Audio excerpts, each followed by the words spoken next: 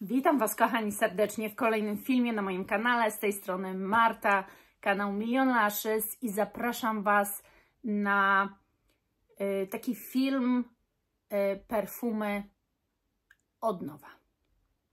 Zapraszam.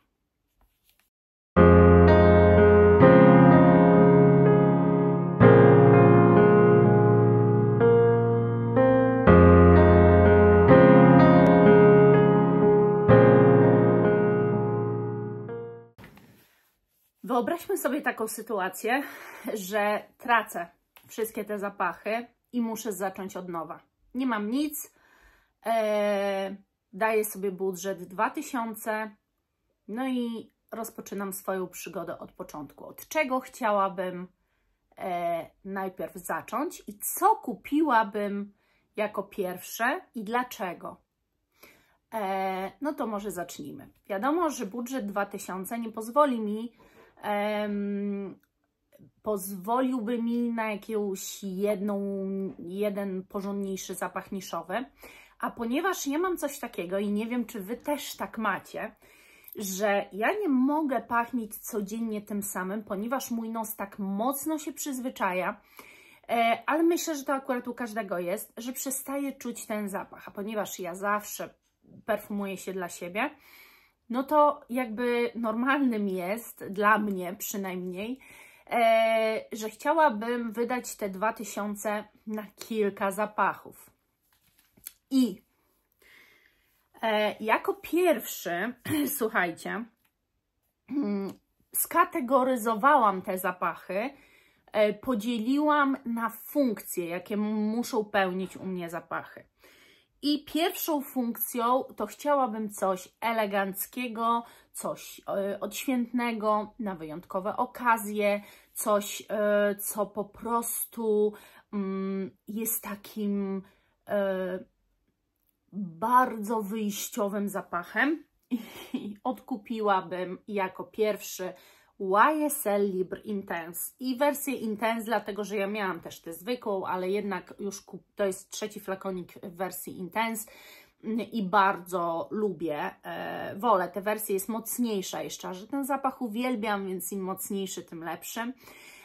I tak, to byłoby to. Oczywiście zastanawiałam się nad D1, ale ten jest bardziej rozbudowanym zapachem, takim zapachem oczywiście bardziej znanym niż D1, i jakbym wzięła D1, kupiła jako pierwszy, to prawdopodobnie aż tak dużo osób by nim nie pachniało, ale wybrałam jednak Libre. Wydaje mi się, że ponieważ to jest już któryś mój flakon, to jednak bardzo lubię po niego sięgać, to o czymś świadczy. No i ponieważ to o czymś świadczy, to jeżeli chodzi o coś eleganckiego, na imprezy, na spotkania, do teatru, na coś wyjątkowego, na jakieś wyjątkowe okazje, odkupiłabym jako pierwszy ten zapach. Dalej, kategoria coś na każdą porę roku. Tak, coś uniwersalnego, tak sobie się zastanawiałam bardzo, co to by mogło być. Powiem Wam w ogóle, że to było bardzo oczywiście interesujące się tak pozastanawiać, ale co chwilę miałam inny na to pomysł, no bo wiadomo, że zapachów mam multum i taki wybrać zapach, który faktycznie chciałabym bardzo, to może nie jest jakoś tak trudne, bo takich zapachów po prostu jest wiele. Ja musiałam to trochę dopasowywać cenowo, żeby później się zgadzało. W pasku oczywiście macie obecną cenę, po jakiej ja te zapachy widziałam gdzieś tam na internecie. To się pewnie będzie zmieniało.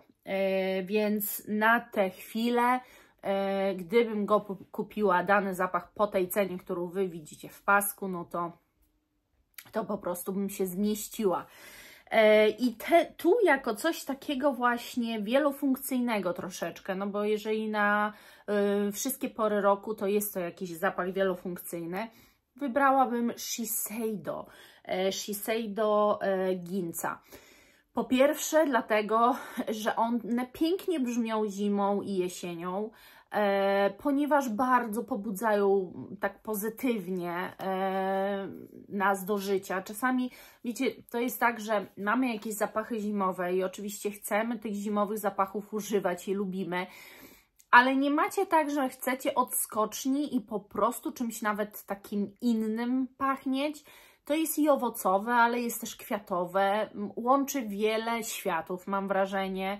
Jest niezwykle sensualnym też zapachem, więc jak najbardziej moim zdaniem nawet na jakieś takie wyjścia do baru jak najbardziej się nada, jako też taki wieczorowy zapach.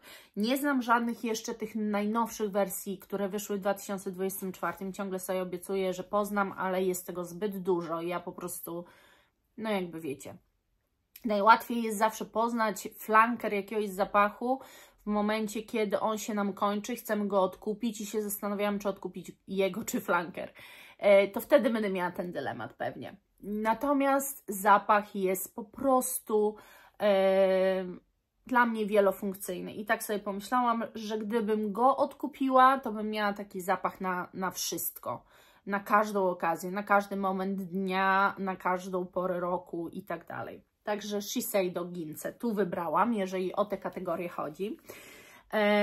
Oczywiście pojemności, no jak najmniejsze, bo ja im więcej zapachów chcę, tym muszę kupować mniejsze pojemności, żeby się zmieścić cały czas w tej puli 2000. Dalej to jest coś świeżego. I teraz ktoś powie, no ale Shiseido Ginza w sumie też jest świeża. Nie do końca, jest trochę też słodkawa. Wiecie, to jest taki zapach bardzo złożony, jak mówię, łączący kilka rzeczy w sobie. Ale jak coś świeżego, coś niebywale świeżego, to od razu ten zapach przyszedł mi do głowy. Od razu mi się urodziło, że to musi być po prostu ta świeżynka. I tak, na pewno Wy sobie już pomyśleliście, a pewnie My Way, albo L'Imperatrice, albo nie wiem, Chanel Chance Otendre. Nie. Kochani, odkupiłabym sobie Marc Antoine Barrois Ganimede. Ja tutaj mam odlewkę, ale ja zamierzam mieć flakon i tutaj też wyceniłam, że kupuję flakon, a nie odlewkę. To nie są też zapachy jakieś strasznie drogie, ale muszę Wam o marce Marc Antoine Barrois w końcu poopowiadać. Muszę po prostu zrobić taki film o tej marce, bo to jest troszeczkę jak marka Franck Boclet. Słabiej, mam wrażenie, promowana, a warta wszystkiego i cenowo naprawdę świetnie wychodzi. Także Marc Antoine Barrois Ganimede to jest pierwsze, co mi przyszło do głowy. To jest po prostu czysto świeży zapach skóry, niesamowity. Jeżeli ktoś jeszcze go nie zna, to nie wiem, dlaczego tak się stało, ponieważ naprawdę ten zapach robi wrażenie na każdym, jest niezwykły i warto go poznać. Czy ktoś, kto nie lubi skóry, pokocha ten zapach? Dałabym 90% szans, że tak. Także no to było pierwsze, co przyszło mi do głowy. Następna kategoria, z której chciałabym mieć zapach, to jest coś gourmandowego. No nie chciałabym rezygnować i nie mieć w swojej kolekcji żadnego zapachu gourmandowego, bo jednak są to zapachy, które ja uwielbiam. I spośród tego, co mam, wybrałam, słuchajcie, Mugler Angel Phantasm. Uważam, że jednak jakby jest to zapach najłatwiej dostępny dla mnie i który przebił Trezora La Nuit, bo ja mam dużo zapachów gourmandowych. Mogłabym też iść w jakąś latafę, ale wiecie, co jest takie najwspanialsze dla mnie w gourmandach? Jeżeli mam w swojej kolekcji czekoladę, to mogę dalej eksplorować gourmandy. Natomiast bez żadnego zapachu czekoladowego nie chciałabym mieć żadnych innych. Przygoda z gourmandami powinna zacząć się od czekolady. Czekolada w ogóle ma kilka swoich aspektów i kilka właściwości. Ona nie bez przyczyny jest w perfumach. Możecie zapytać 10 facetów wyperfumować się czekoladowymi, fajnymi perfumami gourmandowymi i zapytać 10 facetów, co myślą, jak pachniecie.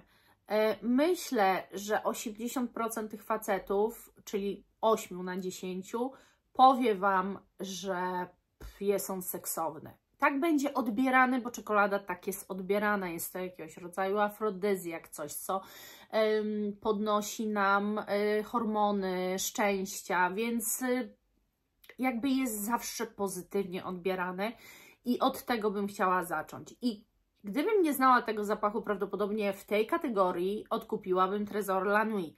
Ale ponieważ już wiemy, że Angel różni się od Trezora tym, że na końcu, nie wiem czy Wy też to wyczuwacie, ale na końcu ja wyczuwam tę pieprzność Angela podstawowego. I to tak totalnie mnie zauracza w tym zapachu, że tak, ja bym odkupiła ten zapach. Jest jeszcze, słuchajcie, taka kategoria, której też nie umiałabym sobie odpuścić, bo ja jestem ogromną fanką tej linii zapachowej i chodzi o coś kwiatowego, ale pudrowego. I tutaj miałam tak naprawdę tylko 2 faworytów, nad 2 zapachami się zastanawiałam, ale wiecie co, przyszło mi to bardzo łatwo i wybrałam jednak Franck Boclet Orchid. No ten zapach ma wszystko, czego potrzebuję. O Jezu, on jest naprawdę przepiękny. Ten drugi zapach, który też brałam pod uwagę, to jest oczywiście Mon Guerlain. I on od Mon Guerlain różni się tym, że ta pudrowość momentami jest jakby troszkę bardziej dymna. I ja wiem, że niektórzy z Was właśnie lubią pudrowość, a nie lubią dymności zapachów. Ale nie słyszeliście o Franck Boclet Orchid w takim razie i o tym, jak pięknie można te 2 rzeczy ze sobą połączyć. Ta dymność pozwala tym kwiatom pięknie grać po Waszym ciele, ale pudrowość powoduje, że te kwiaty nie są mocne, krzyczące, tylko otulające. I taki jest ten zapach. On jest po prostu dwojaki, bo dymność ma swoje zastosowanie w tym zapachu, pudrowość również. Pudrowość, zawsze pudrowe, kwiatowe zapachy też będą podobały się ogółowi. To są zapachy, których raczej nikt się, słuchajcie, nie przyczepi. To są zapachy dosyć bezpieczne, kwiatowe. Białe kwiaty, to jest już coś ryzykownego, to już możesz szczepać w nos. Ale to nadaje się świetnie do pracy, na różne okazje. To jest również zapach, który właśnie jest takim też wyjściowym zapachem. Naprawdę to bym odkupiła jak najbardziej. Została nam ostatnia kategoria i to jest kategoria po prostu mój signature scent, za który uważam do tej pory, mimo że znam tak wiele zapachów, słuchajcie, to jednak to jest mój signature scent, Mugler Angel Nova. I jego odkupiłabym. Mówię o nim jako ostatnim, ale oczywiście, że odkupiłabym go jako pierwszego, tylko nie chciałam być taka, wiecie, łatwa do rozgryzienia. Chciałam, żebyście poczekali, a żebyście się podrapali za głowę, gdzie ten Mugler, i nie chciałam być taka oczywista.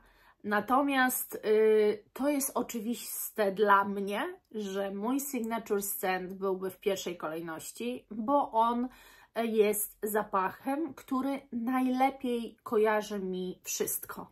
To jest i mój zapach na imprezy, na wieczór, na dzień, na lato, na zimę, na wszystko tak naprawdę. I to jest mój zapach, z którym ja się po prostu utożsamiam. To jest słodka malina, którą kocham.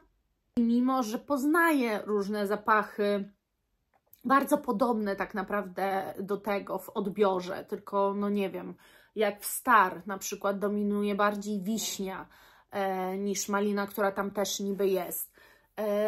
Ale mimo wszystko on jest jednak jedyny w swoim rodzaju. No i ta jakość, która jest tutaj naprawdę wspaniała. Także wydałam 1950 zł na 6 zapachów. I wiecie co? Teraz, gdybym prawdopodobnie robiła taki film, dzisiaj, gdybym musiała się zastanowić, bo przygotowałam to sobie troszeczkę wcześniej, ale już teraz, siadając nawet do tego, słuchajcie, filmu, poczekajcie, bo chcę tak ładnie to zebrać do kupy. O. Gdybym tak dzisiaj siadała do tego filmu, przygotowywała go teraz na już, myślę, że kilka pozycji mogłoby być innych, przynajmniej połowa tych pozycji, bo też eksploruję nowe doznania i nowe zapachy i to się po prostu trochę zmienia. Ale wiecie, zrobimy sobie na przykład taką aktualizację za jakiś czas i być może ona będzie inna, może wybierzemy inną kwotę, na przykład wyższą jakąś, żeby, albo może niższą, żeby bardziej pogłówkować. Zobaczymy. Ale na dzisiaj to jest moje zestawienie zapachów, po które pędziłabym do sklepu, gdybym straciła to wszystko, co tu mam. Więc dajcie koniecznie znać w komentarzach, po który Wy jako pierwszy zapach popędzilibyście do sklepu, gdybyście stracili wszystko. A może macie swoje signature scent, o których jeszcze mi nie powiedzieliście? Piszcie. Ja za dzisiaj serdecznie dziękuję. Idę właśnie napić się kawy, którą Wojtek mi zrobił i nagram Wam jeszcze jeden dzisiaj film. Buziaczki kochani i do następnego. Bye!